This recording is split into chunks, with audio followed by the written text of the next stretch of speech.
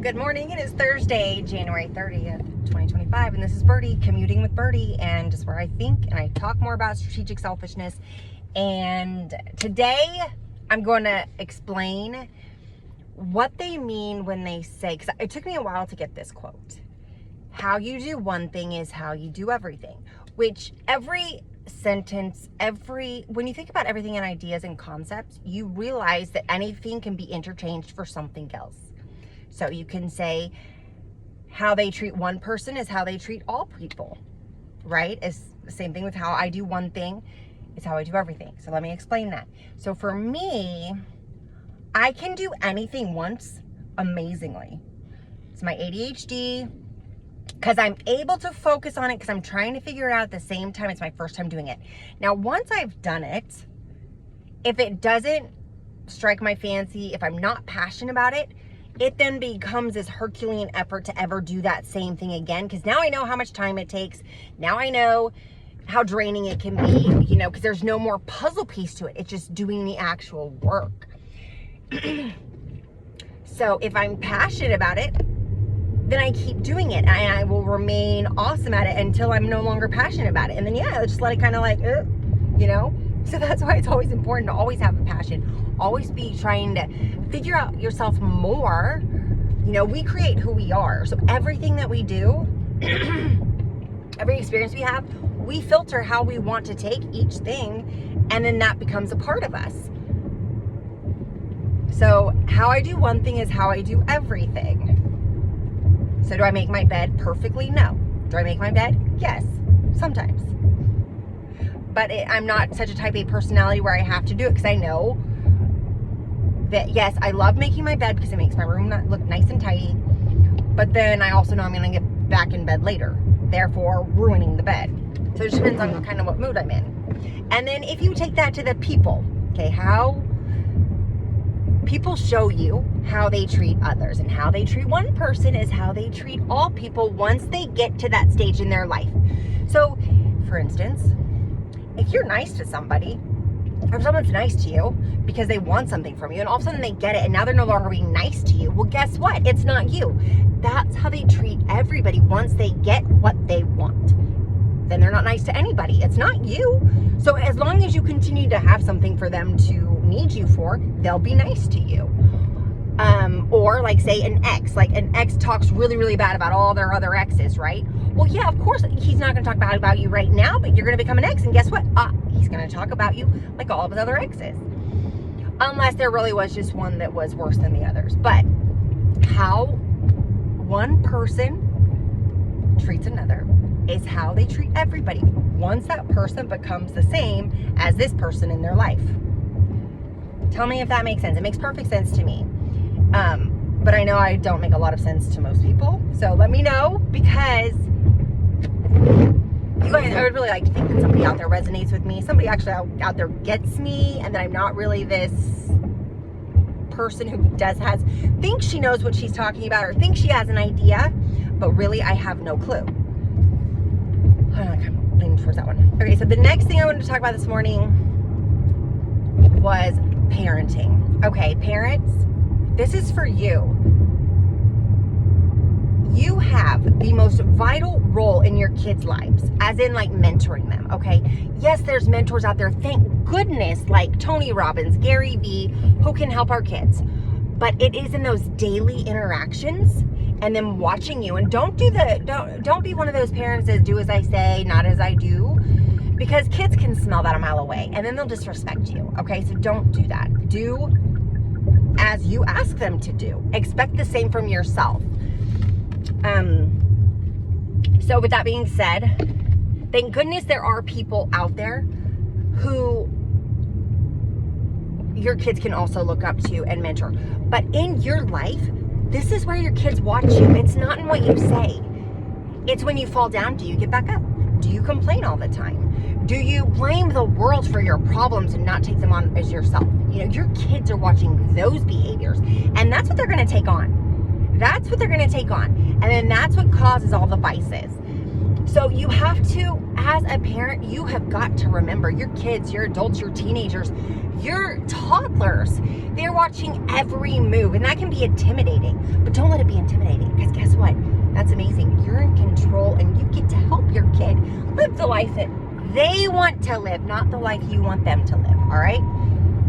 That's another thing, parents. You got to remove yourself from this. I need to do a video on this. I saw an article a while ago, and I need to look it up. But you know how, like, there's the helicopter parents. There's the, anyways, there's a lighthouse parent. And a lighthouse parent is one who holds, you see your kid going through something. That was a crazy car, y'all.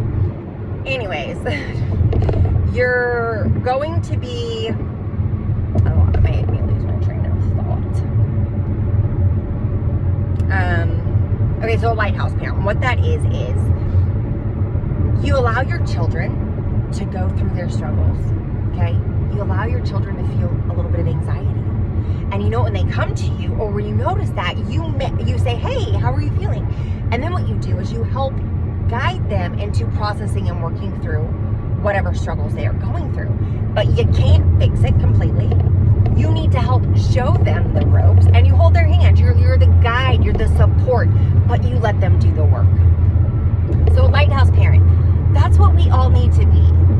And I know that for me, I learned more from my parents, from being in the kitchen with my mom, or being in the car with my dad, or going to work with my dad, and him, you know, all of us girls were employees in his office starting at 12. So, but I learned so many educational experiences growing up because my parents were hands-on. These days, I feel like kids are so structured and so everything, you know, is a lot. But even the car time, y'all, when you're taking your kids to lessons, use that time to communicate with your kids. I wait with my daughter every morning for her bus. Both girls. One at 6:30 and the other one's bus comes about 8 o'clock. So I wait for both of them, and I try to have conversations with them in the car, because I know that eventually they'll remember those times, and hopefully they can recall on something, or they'll do that with their own kids. It's just time. You're sitting in the car anyway. Why be on devices? So use that time to talk. You are the number one factor in your kids' lives on what they'll remember and how they'll grow up and be.